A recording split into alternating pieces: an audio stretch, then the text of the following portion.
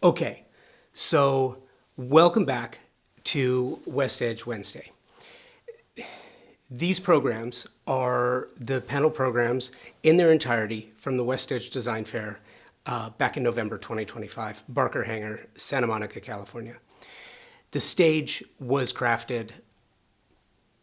The stage is presented by Pacific Sales Kitchen and Home, a Best Buy company, friend to the design and architecture community. They have done the work. They have employees. Meet their employees. Ask their employees when you go in, ask their employees how long they've been at Pacific Sales. You will be amazed. 5 years, they're the newbies. 10 years, 15 years, 17 years, 20 years. It's incredible. And they take care of their specifiers too. They take care of their designers. They take care of their architects. They take care of their homeowners. Give them a try. Great company. The stage was designed by Kim Gordon of Kim Gordon Design. And she did a masterful job of this stage, really provided a phenomenal experience. And that's really what it comes down to. So the program you're gonna watch today, the program you're gonna see is entitled Creative Burnout. After the year that was 2025 with complete and utter chaos in the design and architecture community, I myself have felt this. And if you're in the industry and you've been in the industry for any amount of time, I would venture to guess that you've probably felt it a little bit too. This is one of those things that we all have in common. This idea, this feeling of like, I'm exhausted, the chaos, the just volume of chaos has exhausted me, and I'm having a hard time focusing and being creative. Anyone who is a creative in a creative industry will feel this at one time or another. I think one thing that we all have in common, at least many of us have in common, is that have felt it, all of us, simultaneously this year. And you go back to COVID and the pandemic, it was there too. So you have a great group of professionals who are talking about this topic and sharing how they adapt, overcome, and thrive in this environment. So I think there are a number of takeaways. I think you're really gonna like it. I hope you do. Shannon Ratcliffe is moderating this incredible conversation, and I hope you enjoy it. Shannon, take it away. So welcome everybody. Thank you for being here. I'm honored to be the moderator of this panel. My name is Shannon Ratcliffe. I've had the pleasure of listening to these folks and getting to know them a little bit. And this is a topic that's really close to home for me. A little bit about me, my business is called Curated Connections, which is just that. I like networking. I bring together networking, small event groups, and I'm an artist. So I bring art and networking together. And so what's really fun is art came about because, well, I was burned out. So this topic seemed perfectly suited for me. I want to start by introducing our panel. And I'm not going to do them any justice. We have quite an esteemed panel up here. So I'm just going to start with you, Jen, if you wouldn't mind, just a little introduction. Thank you for having me, everyone. Jen Feldman Designs. I am a West Side Los Angeles designer, but work nationwide, and very happy to be here. Hi, thank you for having me. My name is Sarah Ackberry with Sarah Ackberry Interiors, and I too am a West Side interior designer, but working nationwide. It's an honor to be here today, and I look forward to talking about this. Thank you. Hi everybody. Is this on? How's it on now? Okay. Hi everybody, I'm Mike Upperman with Loxy Design. We're a design firm in San Francisco and also Sacramento area. We focus on residential design, and we're recently taking on sort of a new venture where we're trying to explore bed and breakfast areas as well too. So we're moving into the hospitality area. So we're really excited about that. I'm really excited to be here. These women are spectacular and you're gonna love this, so buckle up. My name is Kim. This is Rose. Hello. My name is Kim Gordon, and I'm with Kim Gordon's Designs. And I cannot tell you how excited I am to kind of share the ideas of these feelings about burnout. Because I think especially after, I don't know, after COVID and after everything, it's just, I mean, everything, the fires, it was really time. And it just feels like sometimes I look at work and just walk in and it's hard to get inspired again. It's hard to be, and clients are confused and it's just kind of a wacky time. So I'm really looking forward to hearing how you guys all deal with, burnout. Anyway. And I'm Rachel Moriarty. I'm a residential interior designer in San Diego, and I specialize in creating colorful, maximalist, artistic spaces. Obviously. We have a pretty fabulous panel. Let's just acknowledge that. All right, let's dive in. So today's topic really is about creative burnout. The rules for surviving and thriving. And okay, before we have these folks talk about how they're doing it, just some hands. How many of you feel like you're nearing, there are days where you're like burned out? Let's see. Anybody? All right. How many of you feel like you're burned out all the time? Perfect. All right. So we've got some folks who could use some education. I love that. All right. So, Sarah, we're going to start with you. Okay. So, there is this kind of invisible weight that's holding all of us down. How are you getting rid of that weight? What are you doing to make yourself to really get out of that weight that's pulling us down? Well, the first thing is I vent to my husband. Good. But no, for me, the biggest thing for me is prioritizing myself. In my work week, I have to put a certain amount of hours for me just to do the things that make me feel good, make me feel confident, allow me to go out there and be the best designer, to push my clients. So for me, prioritizing my workouts, making sure that I get my nails done, get my roots done, things like that. Those put me in a state where I can come in and start the day and guide my team. So I really have to, because weekends are very busy with family and, your kids and your friends. You want to have some sort of social life. So during the week, I need to set boundaries within my work week for myself. And that allows me to collect my thoughts and just get better prepared. Mike, when I was kind of learning a little bit more about you, tell me about you. Tell me about how you're getting rid of your invisible weight. Because like you, I complain to my husband who at some point goes, yeah, cut it. But I don't take the time to get my roots done and get my nails done like I should. How are you doing, Mike? What do you do? I cry a lot. It's cathartic. I do a lot of crying. What do I do? I hired a business coach a couple of years ago, which really changed everything about our practice and what we do and how we do it. It's not an inexpensive thing to do. I'm not going to lie about that. It's an investment. But it's one of those investments that allow me to sleep better at night because she's guiding me on the principles and the processes, and she's looking at everything that we do right. And we're emphasizing that, and she looks at things that we're not doing right as well too and calls those things out. So by correcting those and creating processes around that really sort of solidifies what we're doing in the company to alleviate some of that pressure that we've got. Fantastic. Anybody else doing anything like that? Sorry. I admire and feel like I would love to even say there's a solution. I think I'm coming in more from a realist approach. I don't know that it's something to negate. I think one of the things I've come to terms with this year with the fires, and we're all coming off of this amazing surge from post-pandemic where I think our industry's exploded and these huge increases in what we were doing and staffing and all the things. And for a lot of us that have staff, I think this idea, even for me, and it was so baby steps small, but I realize I'm not a morning person. I really like to be home in the morning for a minute with the dog and my coffee and getting my kids out the door. And my staff leaves at 5:30 on the dot, and whether I like it or not, they get up and go.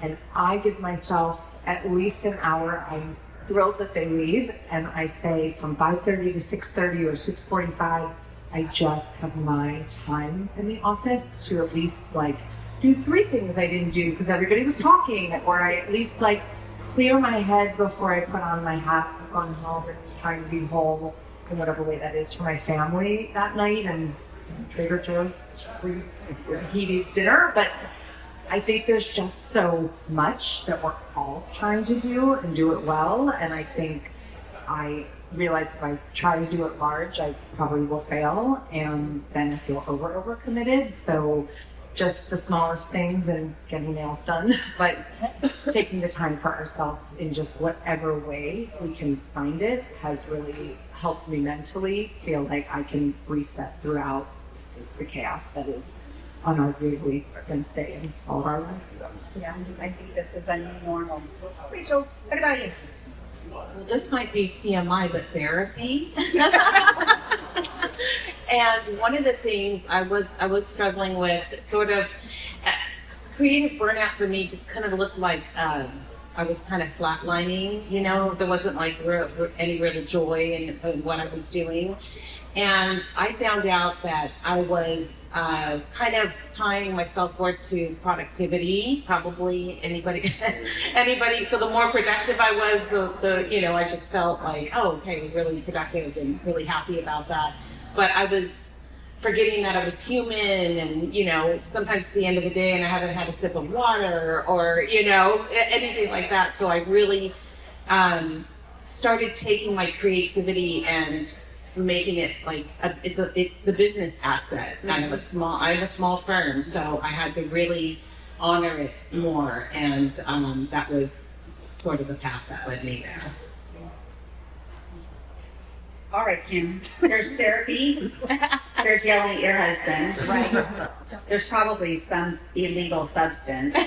Talk to me. What are you doing? What are you doing to? I have to say that for me, it had to be travel. Like, there was something about, I guess taking care of myself, of course, right? Because that's kind of normal.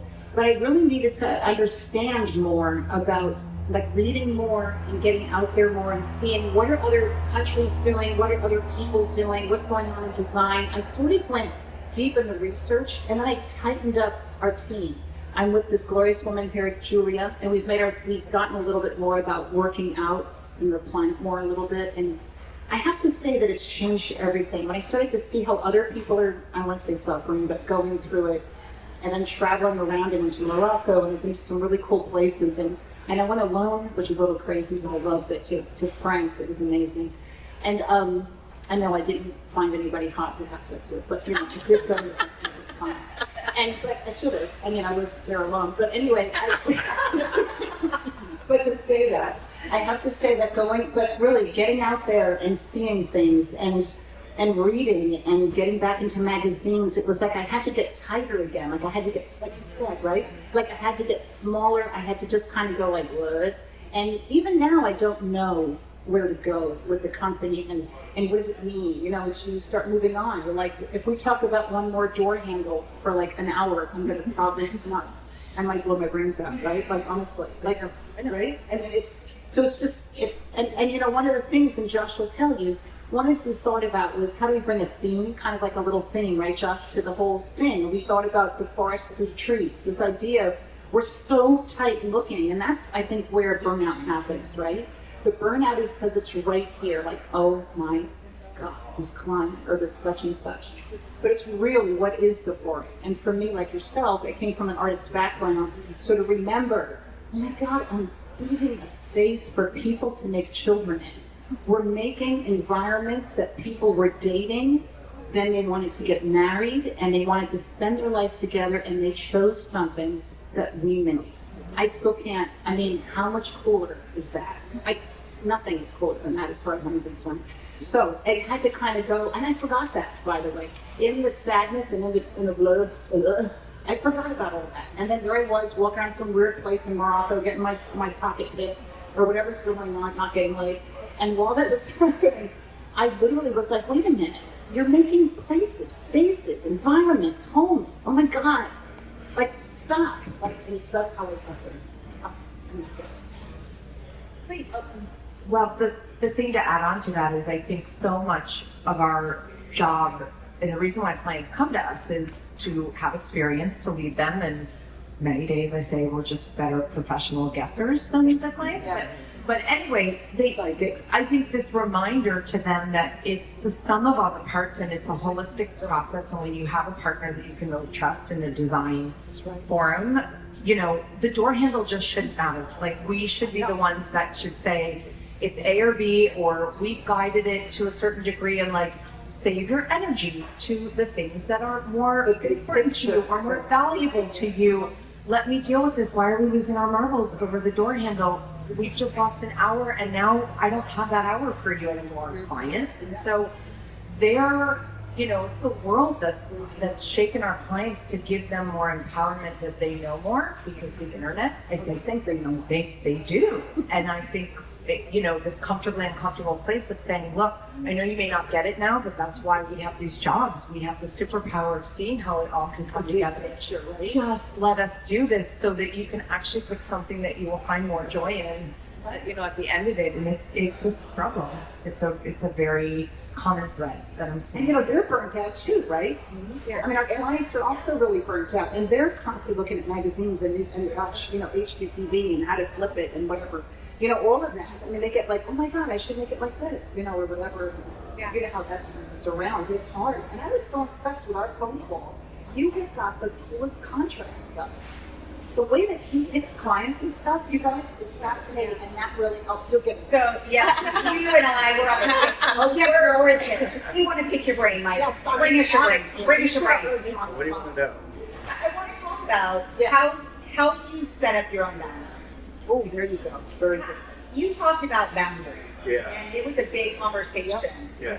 Tell me how you set up those boundaries, because you've been able to travel and you've been able to get meals, and everybody's finding, how do you set that boundary so that you get these things? Right. Well, first off, you have to have your team in place, and everybody on your team needs to know what their roles are. So that's first and foremost. I take all of our discovery calls with our clients, so I'm the first line of defense for the rest of my team with a client, literally. I always tell everybody, I'm interviewing you just as much as you're interviewing me for this job. I don't have to take on this project if it doesn't feel like a fit. Do you stay with them for I phone call? absolutely do. And I will tell a client that I can tell within the first 5 minutes of whether I'm interested in working with you or someone from my team is capable of working with you. So I set that boundary up front very quickly. I've lost a project or two. I mean, seriously. I'll talk about a project I just turned down as well too. This was a 14. I'm going to brag a bit about this house. We didn't Bragging rights on just 14. This 14,000 square foot house in southern the peninsula area in San Francisco. A couple called me and said, "I need you to look at the house very quickly. We're making decisions. We don't have a designer. We need to know what we're doing." And I went over, and it's an hour and a half from our office, so I drove over to their house free, because this was going to be a very large project for us. And I was in the house for probably 15 minutes, and the wife asked me my name 3 times. And that was a huge red flag for me. I took my time to come down and advise you on whether or not we could work together, give you some advice about your house, and you couldn't remember my name and ask me 3 times about it. This was $1 million project. This is not a small project. This is a big project.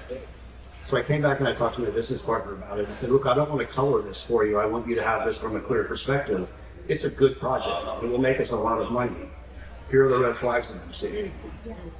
Do we want to do this project?" Is it just the part where she didn't know your name, or was it some other thing? It was other than that. I mean, that was part of who she was. But part of it was she had her phone and she had samples that she was ready to pick. And I'll be rude for a second. She was going, "What about this one?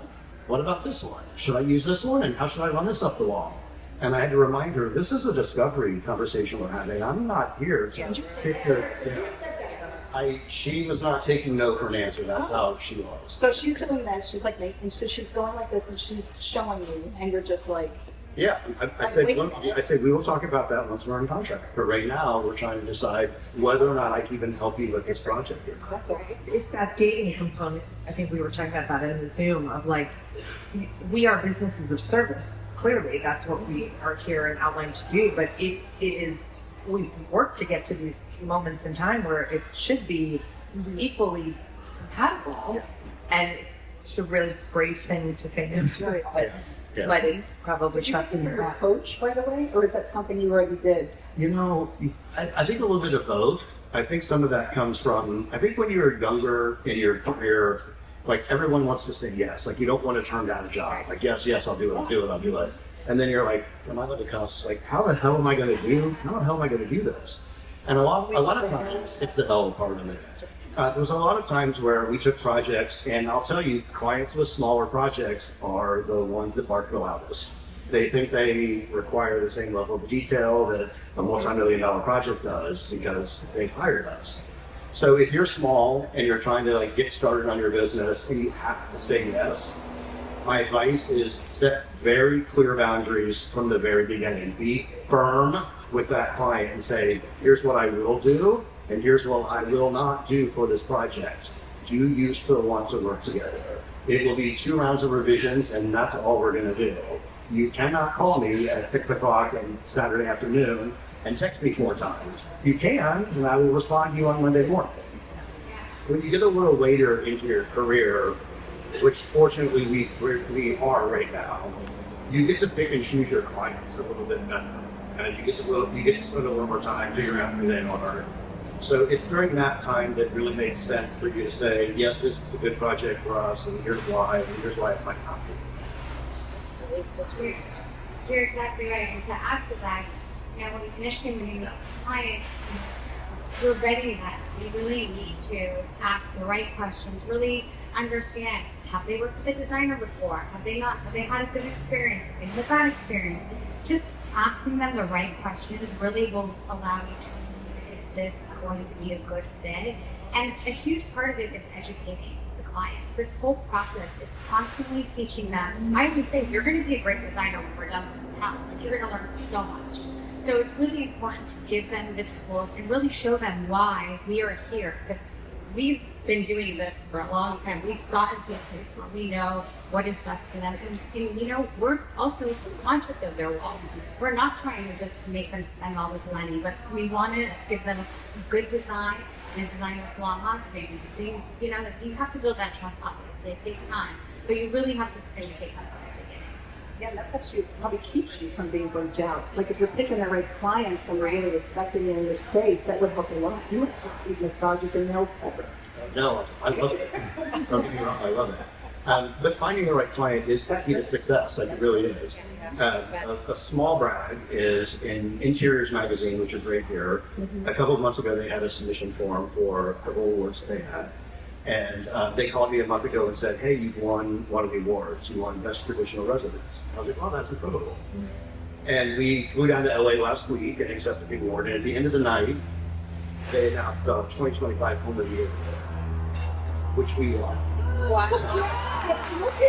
Congratulations. That's huge. And the point of that, what I'm saying, I appreciate that. Thank you. The point of that is that project size was the same size as the project that I just turned down.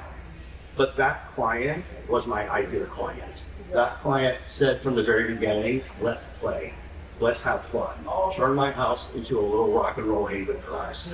And my entire team worked tirelessly on this project to get that kind of recognition. So it is finding that right client that really makes all the difference. Yeah. And I think we all work harder when the client is there to say, oh my God, you trust. I had a very funny with this dentist client who was interviewing me, and I could tell right away we had a nice rapport, but he said, look, you're never going to tell me how to do a root canal. Like, I'm definitely not going to tell you what to do with this room. And I was like, yeah, like, I'm definitely not telling you how to do a root canal. So that's really a nice analogy, and I've used it. It's right. And those are the things that you look for when you're hiring a client. Like, they're keywords that you're looking for, right? I just had another client that said, hey, look, I'm an attorney. Like, I will do that. I don't know what I'm doing over here. leave it to the professionals. That's why I'm hiring you. And that's music to my ears. Yeah. That's why I hired you. I'm leaving it to you. That's a respect, a green flag of respect. What about you, Rachel? Where are you in all of this? Do you ever fire clients or say, yeah, it's not happening? Well, I do. I hear a lot of designers say this when they are interviewed on podcasts. It's, do they offer me some tea? Do they offer me a glass of water? Like, that's the first, like, level, because we are going to be working for a couple of years. Secondly, is it the type of project that I like to work on? Because I like color and I like pattern and layers and storytelling and You color back. that is energy giving for me, because then I can go out and I can go digging for, for fabrics and wallpaper and paint samples and tile, and that gives me a lot of energy, because there's, of course there's the implementation, which, it is what it is. Yeah. But I like to choose projects that give me energy instead of depleting. All right, so have any of you had that client that you got super deep and you just had to cut it because they were depleting you? There's a big yes out of you, Jen. I see that head. Oh yeah, that was it. I'm happy to say I could count on one hand, like the ones that have been that bad, but one was such a hoarder, and it was just so sad that it was just always a blame situation. And I think those are just sad and hard, really, really hard emotionally to navigate when you just know there's never going to be any winning in it. And I look back in earlier things in my career, and we all get to these stepping stones where I think we've just kind of earned our stature in it to be able to say, maybe this isn't right, or have the bravery to say it in the beginning. And I think anytime I've been in that situation, it deep down inside I've known it wasn't going to be right. I just, I'm an optimist and I see the best in people, but that doesn't always mean it's the best for us. And that's such a huge part of the depletion part of it. Like, That's what it's been were given, right? Like when you was never Yeah. right. exactly. But the money or the whatever we boundaries thought we were going to change it. Yeah. letting go, boundaries. Letting go, But you gotta boundaries. get that. You also Yeah. have to be able to pay the rent, right? So it's like when is that? Like that. Well, and you also have to have the battle scars in order to set up the boundaries. Yes. You have to have gone through like a series of clients who weren't ideal for you, and you've had to pull the plug on that. We've done it ourselves. It's not easy to do, to tell a client this isn't the right fit. You've taken a lot of their money already. You've presented what you can with them, and it's just not landing for you. So being able to tell a client no is difficult, but it does start to create that boundary building that you all need to have in your practices. That's going to keep you from being sad and having a bad weekend, right? Because you have that.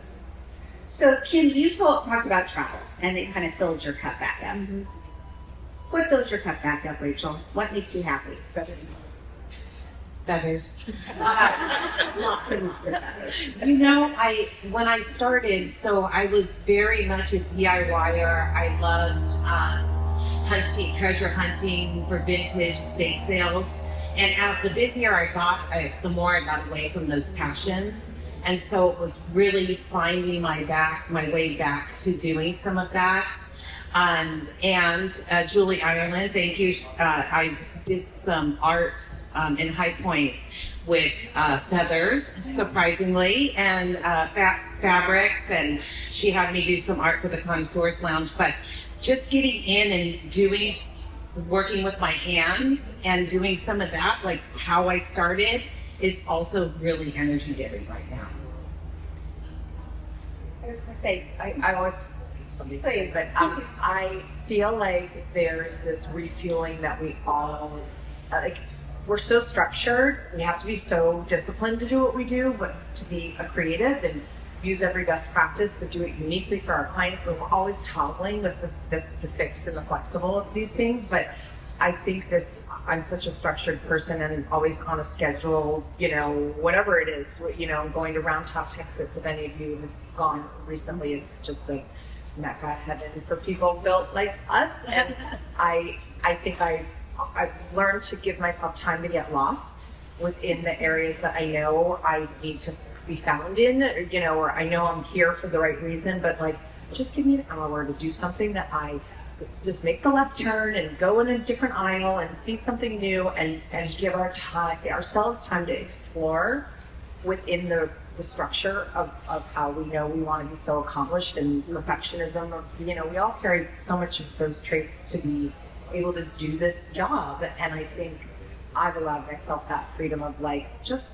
get a little loose and don't have it so overly planned, and the best things end up coming out of that. What about you, sir? Travel is great. I love travel. It really just re-energizes and refuels my soul. But sometimes just honestly, like leaving the office and just going to some showrooms that I never get to go to because I'm always either sending out my team or asking reps and they're sending stuff over. So just being able to go to, the other day I went to Carpenter's Workshop Gallery and Future Perfect, and I took my assistant. I'm like, let's go get inspiration. And it was just so fun because I was like, wow, I feel like I'm doing what I was doing when I was younger as a designer. Now I'm like just managing everything, and from job site visits, it's just giving me more inspiration. It allows me to get out and just see what's out there. We have less and less showrooms to even visit. Okay, so let's take 2 seconds to acknowledge that because of WestEdge Design Fair, all of us in this room have taken time out. We're filling our cups back up. We're finding the art. We're finding the creativity. That's what this gives us. This is a perfect opportunity. Yeah. Okay, thanks, WestEdge. That's our. But Tell me, how are you selling hope? On one of our calls, you talked about hope. And as designers, you're not only selling your vision, but to a lot of families out there, you're selling something else. Tell me a little bit about what you're doing that fills your cup, but also helps others. I'm kind of I don't know, extroverted, introverted kind of weirdo, but for me, it feels like connecting with people, and it sounds kind of like bleh, but connecting with everybody around and laughing and having fun and lifting people up and taking that time with humans is really what fuels me. I think that's actually my superpower, is this idea of, and I won't say that about anything, by the way, but the idea of being able to connect with people and be able to touch and just sort of be there, this to me grounds me, and it makes me feel like I'm part of a bigger thing. And I know some people aren't comfortable with that. They can't always touch, they can't accept touch, so I respect that, and it's true. But this is also where boundaries are, and I'm really bad at it. That's not one of my boundaries. I'm going to go back to hope because you had a quote, and I'm quoting you, and it's your fault. You said it. What did I say? You said, I feel like I'm selling hope. Oh yeah, it's true. Tell me a little bit about We're that. going back to the idea of these people that are neat and they wanted to get a home together, and now they're going to have a life together. That is hope already, right? They've already bought into the idea of, let's get together, let's put our money together, and let's get this house. It looks kind of okay. The area is nice. Now we need somebody to kind of zhuzh it and help us decide what we are as a couple. And when you think about, I'm just using that as a, by the way, right? But the idea is that you're getting together two different humans, and they each have a different idea of what home might be, and our job is to do it, and within that is hope and faith, right? Because we're coming in there like, you guys are together, let's do this. And so in the meantime, you're kind of listening to what she or he likes and what she or he likes, and you kind of do that magic sauce and you put it together. And I think within that, and with passion, and with, I don't know, hope, that's, I guess, what it is. And intention too. I think so much of, I always joke that movie Avatar, which I do love it, it's very long, but I joke all the time, it's not really a joke even, that at some point you start to wear your client's skin and authentically start to make the decisions that they either don't know how to articulate, or you're one step ahead of them, which I like to think we have that ability to You be see who they are, right? Like you give them book collections and you do things that they authentically, that feels like if they cared, they would do that, to a house of intention and a house that has integrity. And, our jobs are to use every best practice we have, but to do it uniquely for every client. Mm-hmm. And sometimes it's a little weirder, and sometimes it's a little like, didn't see that one coming. And sometimes it's like, I knew this was happening and they just didn't know it themselves. Yes. It's that discovery, I think, for all of us that keeps us so engaged in the wins, because when they realize it for themselves, and I always say the same thing when a client gets to the door of a reveal day, and I say, do you know what you're, like, do you know what it's gonna look like? And most of them are like, you've sold me the river. Like, I have no idea. It was so long ago, it was this, and then when they say, oh my God, it's better than I ever thought it would feel. You know, we have 30 seconds to crystallize that feeling for them when they open the door, and whether it's the smell or the music or the, you know, way the lights are dimmed. And the client once said to me, she said, nothing's like an accident with you. And I said, nothing's an accident. Like, we are thinking about everything for their experience to feel authentic and hopeful and trusted. And I always leave with the same note. Like, I'm so happy you're happy, and thank you for trusting me, because I knew I was leaping. If I listened to every client that said no, I would be out of business. And y'all have to take that risk. Absolutely. But so now you put yourself out, all of yourself. I mean, you've been grinding. You've been down to the lighting the candles and oh God, there's a speck of water on the faucet. It's all gone. You're there. How do you avoid the burnout feel? Yes, you feel good and empowered, but you still drive home. And the reality is you're depleted. You gave all of you to these people. What's getting you that next step? That's what got it. That's what got it. You are might be tired, but that joy, that high, it's a drug. You know, it's a yes, yeah. You're so proud when it's over, right? Oh my God! And you do that reveal. I mean, that is just. I mean, literally, nothing else matters. And then they'll call you and they'll say, oh my God, my friends came over, they love this. And you just keep hearing it, and that just feeds your soul. The validation of it and the acknowledgement that I understand it now. I think when you become seasoned in this business, you know you're not going to get that until the end, and that's okay, because I know it can't be realized. It's just not possible for them to realize it. And when we get the chance to all design holistically and really get to control the experience for them, they do come to the other side and go, and that's why I always say thank you for trusting me, because I know you couldn't understand it, but I knew you would. And it's a lot of gratis for us, because there's a lot of days we get beat up in the middle. Right? That's the day you feel wonderful. That's the day you feel wonderful. So basically, we have to work super hard. All the time. We don't get to burn out. Burnout's not an option. But our cup is full when we please our clients. No. Okay, I know it does feel good, but what makes you feel good at the end of the day? You've helped your client. What are you going to do for you? Do you do any outside of therapy, which I'm a big therapy girl. I believe in it. Yeah. Tell me, what do you do to kind of rejuvenate? What do you do? Professionally or wellness wise? So for me, I mean, we're so lucky. We live so close to the ocean here in Southern California, and really one of my things is, grounding. I didn't realize how energy giving it was to take your shoes off and really intentionally walk and kind of take up that energy, and so that's one of my sort of rituals. There was a book called The Artist's Way. I don't know if anybody's familiar with that, where you take yourself on artist dates. So I have in my notes app a list, just so I don't have to pre-think about it, like, which museums are free on this day, and, just so whenever I love a cancellation, so if I have an hour, I'm like looking at, and so I do something, or go see a new cafe or restaurant or something like that. I'm always just searching out inspiration. That's fantastic. I love that. Do you do that as well? Yeah, very much so. I mean, it's when we were talking a minute ago about going to the showrooms, it's like, and Julia's always making fun of me about this, because I would always say the same thing. We go to San Diego. I wonder what restaurants they have there. Let's find a really cool lobby, because I love the lobby. Hotel lobby. Oh my God, love it. It's like nobody lives there permanently. Oh my God. And everything can happen. They're all nice, and they have good kind of.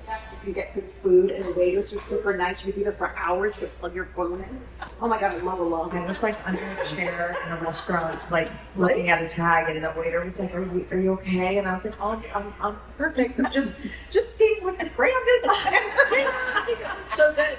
And that's the getting out into Yes. the world, and it's when we go to those places Yes. that are inspiring. Yeah, very much so. All right, Sarah, you're in LA. Are you doing these things? What are you doing? Oh yeah, I mean, I have to say, I love going out to dinner in nice good restaurants. When I work this after a long day, I just don't want to cook. So I always want to try new places, and I just always love the beautiful design that I see in these beautiful restaurants, and just just the use of color and materials. And the restaurant game in LA is pretty amazing.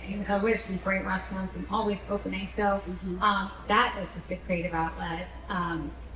Another thing is magazines. I have a ton of them. They come every month, but I don't always get the chance to go through. So if I have a moment or an afternoon, I'm just sitting there with all my magazines and going through and tearing around, putting them on my board, and that's the creativity. Our magazine friends are very excited to hear that we all still love magazines, because magazines really are pretty fabulous. Magazines are the best things, honestly. We should just light a candle for magazines. I mean, seriously. Mike, you were telling me a little bit about magazines and kind of the feel. Can you elaborate? We were chatting about it earlier. How you feel about magazines and kind of that feeling when you see yourself published? It's exciting, for sure. And there's a moment where you try to share that excitement without feeling like you're bragging about it. But what I always tell people is, never be afraid to submit for projects. Never be afraid to. I've got really good friends, I think one or two of them in here, who are magazine editors. And I have great relationships with them. It's really deeply ingrained in me. It's where we get a lot of inspiration from still. Even though it's a one-page ad for monitoring on fiction or something, I'm still looking at it. So I pay attention to those things. I don't know what I would do without that medium, to tell you the truth, because I am such a visual person, and I'm so exhausted by looking at screens on a computer all day, sitting down, having something tactile and open and explore with a lot of line at the end of the day. It's one of my favorite things to do. May I interrupt? I want to interject about this, because the thing about magazines, I think, that also makes it so special is that we spontaneously trip over them like the flea markets. You don't even know what you're going to find in a magazine. We were talking a little while ago when we were sitting here talking about the fact that if you've got a client, for instance, that has a Spanish home, you're stuck in that glitch, right? You're stuck in everything around you, Google, whatever the hell, is all you're in a Spanish house. You're like, no, actually, now I've got a rock and roll modern dude. And he's a rock star, so how am I gonna, and all you do is just kind of go back to the magazines or try to trick it's very interesting, and I only get that from magazines. Yeah. That's really true. We get stuck in these algorithms that we're looking at Instagram. And by the way, our clients are in there too. We are all very tactile people. Touching and feeling things is our job, and it's what we have to nurture to do our jobs authentically. And I'm a 90s PR girl turned interior designer, and the magazines were just the top of the ladder for anything, and the respect of the editorial process. I think for all of us, we have that lens of knowing our projects and the way we photograph and looking at them editorially. I've always had that point of view, and magazines stay. They don't disappear in a story, and they don't, get taken off a scroll of somebody's feed that goes down. And I think there's such a pride in seeing a page that you've been able to be a part of. And I mean, how else do you do your vision board? No, Terry, There's also something really fun about this incessant need to please your parents somehow, and them being proud of you, and then showing them that you've been published in magazines, longing for that recognition of I'm proud of you, boy, I'm proud of you, son, good job. So that there's that where I can get published and I can send a copy to my mom and have her show it to her friends. Well, we think that too, right? Because if you're working with a PR person and they're like, you're Architectural Digest, online or print. Yeah. Right? And you're like, that's online. Okay, that's fine. It's such a prize. You feel so accomplished, and honestly, it helps with the boundaries with the clients. You're like, okay, she knows what she's doing. It's interesting that we talked about the algorithm, because by reading magazines, you're giving that right side of your brain that relaxing time. You're decompressing. You're kind of breaking that visual stress. And you're able to full-page tear pages out. Let's talk about the algorithms. Have you all noticed those crazy algorithms lately? You're not kidding. You walk into a Spanish home, all of a sudden your entire feed is geared towards where you are. I made the mistake, silly me, I'm a mom, and my daughter said, can we do Cricut ornaments? You know, like the Cricut machine? Dear God, people, why is my entire feed arts and crafts on the Cricut machine? And I can't get them to stop. So is this what's happening to our clients? Is this what's happening to us? And 100%. I wake up in the mornings and I just have like the same sound just sent to me on DMs from clients. And I'm just like, okay. The light that Jeff was looking at at rejuvenation is like all of a sudden the ad on the phone right in front of you. It's very the stories. Yeah. So, but it is the future. It is what's happening. It is. You know, So how are we going to avoid getting stuck in that trap that's going to burn us out? Because it's here. We're using the top technologies. So is it putting us boundaries? Is it finding our happy and going to museums? It sounds like it's all of those things. Yeah, it's definitely the plural of everything that we're talking about. Balance. Balance.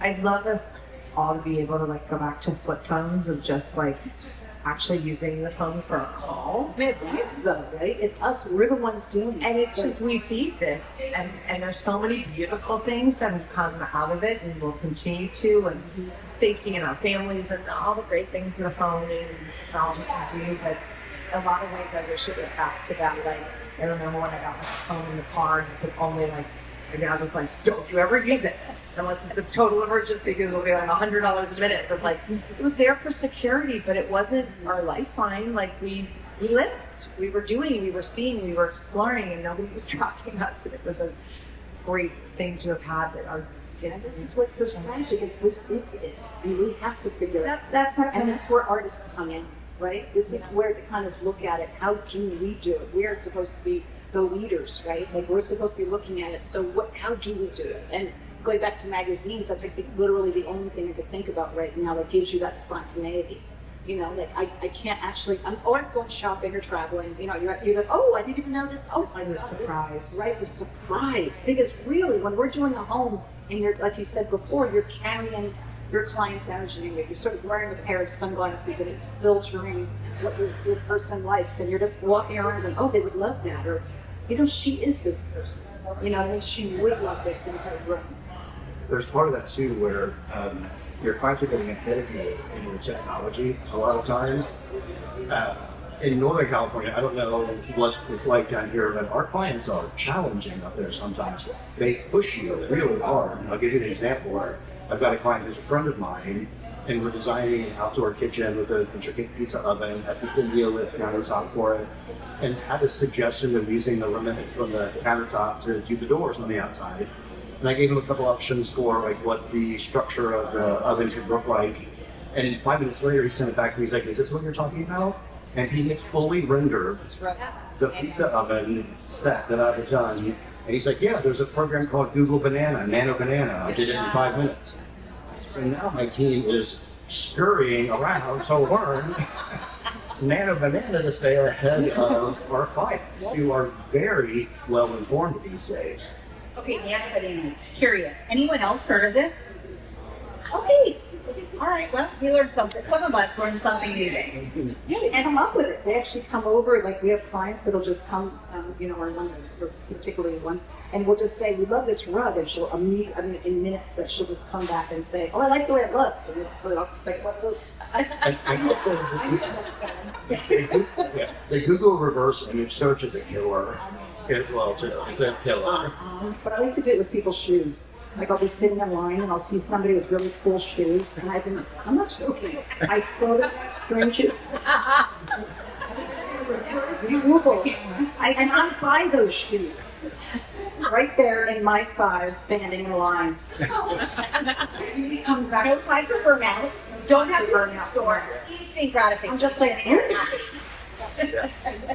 Yeah, all I was gonna say is that I think this all comes back full circle to what the first question was, which is like, it's not, there's no like black or white answer to any of it, and there's no stopping it. And, you know, for any of us who have teenagers, like, I just can't believe how fast they can solve. My 18-year-old son said, "Look, this video I did." And I said, "Look, how did you even? Who taught you?" And he goes, "I watched the YouTube video and I did it." And this speed of like that, it's all happening when we are truly in a craft and an art that is so, again, back to tactile and our physical touch to everything is so. It's a seesaw of balance every day of what, you know, technology gives us. That's a gift, and then all the wonderful things that we can do. It has to get done before that stuff, and then it's fueling ourselves and finding, you know, the quiet moments, the small staycations, the small things that just allow you to get off the grid without a huge backlash to something that you just lost all your time.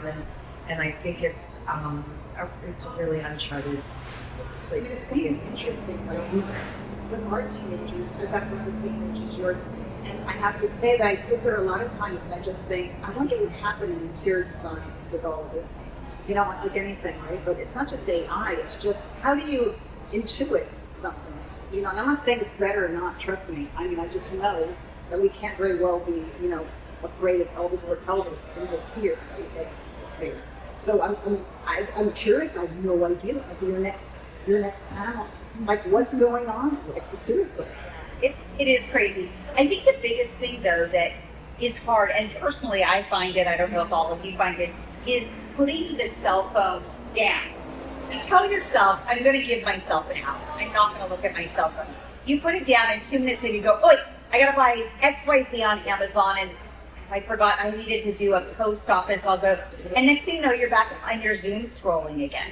And you're like, wait, I just told myself, no. I'm struggling with this. Unless one of you has a brilliant idea. My husband told me the other day, leave the phone in the garage. Put it in another room. Walk away. And I was like, but I'll just find myself doom scrolling out in the garage. So my partner and I bought a lockbox that's coded, and you can set it for 30 minutes, an hour, 2 hours, 4 hours. Oh my God. And on Friday nights, we used to put the phone in the lockbox and lock it for 4 hours, so you couldn't sneak out into the garage and grab it. And that was the time. Who has the codes? No one. Like you have each other's? No, it's a countdown code. So it gives you 4 hours. It's an alarm. 4 hours. It opens up and you can use it. But what happens when we have an emergency and we need to buy something right there? Oh, some shoes. Those new shoes I saw online. Just Google. That's amazing. All right. So we brought up a ton of points. And this is the time that I want to allow all of you who take time out of your day to ask these esteemed panelists any questions. So my dear friend Josh Cooperman will officially become Vanna White, and he will run around with a microphone. We've got some pretty awesome panelists. Any questions out there that you guys want to ask? Oh, well, that's just been fun. Because we'll just keep on talking out here. Can I ask a question? Yeah. Please. Do you want to see a designer hard reset? One word only. Okay. What is your reset? Where do you go when everything has gone to shit? Every project sucks. You don't want to talk to anybody. What is, in one word? Hold on. Oh, you got one. But hold on. One word. What's your reset? Each one of you. Cat.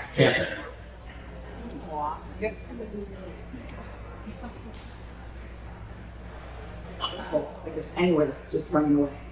That wasn't one word. Travel. Okay. Sleep. That's a good one. I was going to say sleep, but spa also. Flea market? Music. Yeah, music. Did you say music? Yeah. Music. And mine's art. Art. Yeah, art. But you don't see it as work anymore? Okay. Interestingly enough, I never saw artists work before. Yeah. And to me, art can be as simple as I've had a bad day. I'll literally grab a paint pen or a Sharpie and I'll walk to the park. I'll find a rock. I'll doodle on it, and I'll leave that rock right there and leave. Oh, that's what happened. I am that crazy rock, by the way. Found that crazy rock that might have been me. Do we have any, did that inspire any? Oh, here we go. Thank you all so much for your genuine answers all the time. My question is how do you navigate overwhelm and burnout? Hello? Yeah, we can hear you. Okay, especially in like the beginning of building, in the beginning of building your business, like was there a moment where you had to like realign your mindset to allow yourself to grow, or you just charge through taking it and finance? Do you love it? Obsessed. Okay. So then you're okay. Just remember that some days are good and bad. And it's what you're feeling is not always. You know? Sometimes it's tough. And sometimes it's actually fine. And sometimes it's off. Yeah, you have to love it.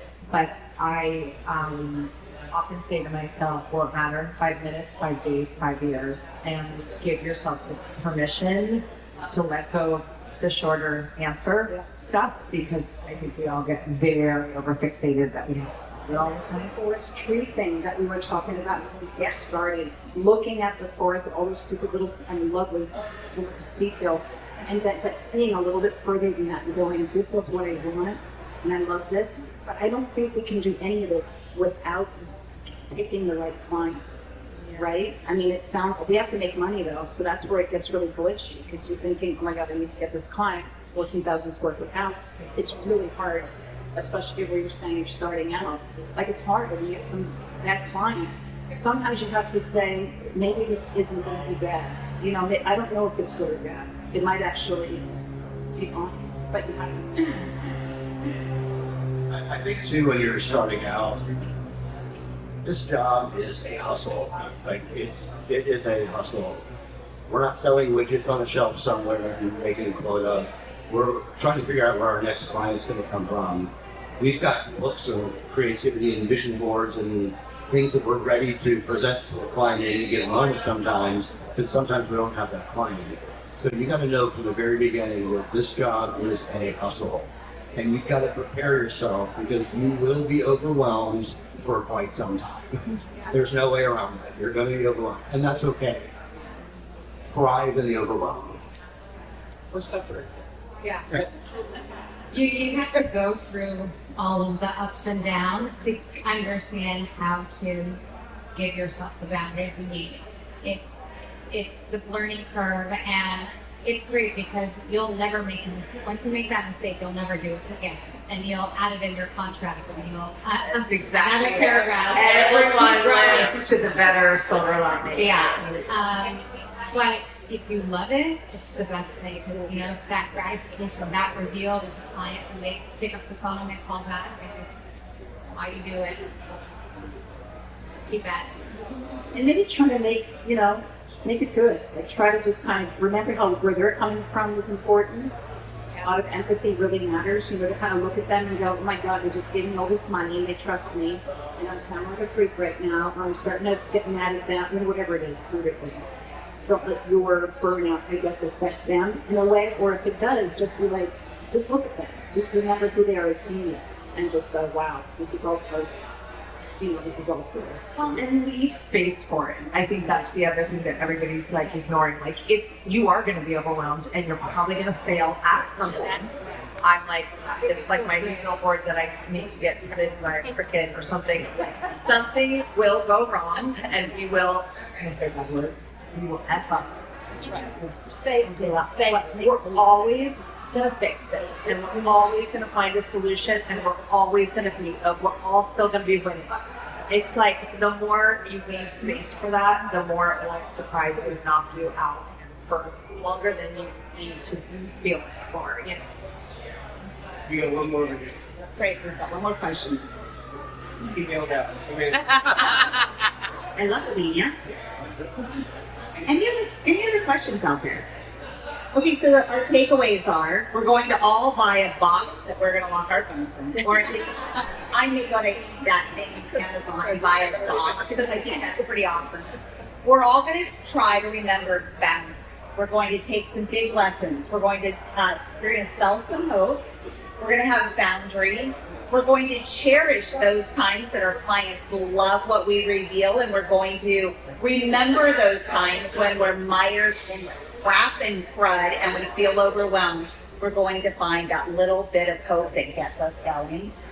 To you, panelists, your vision, your wisdom, your words, thank you for sharing them with all of us.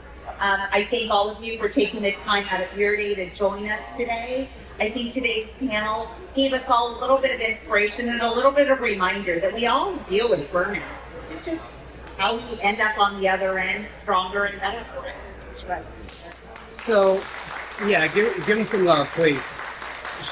First.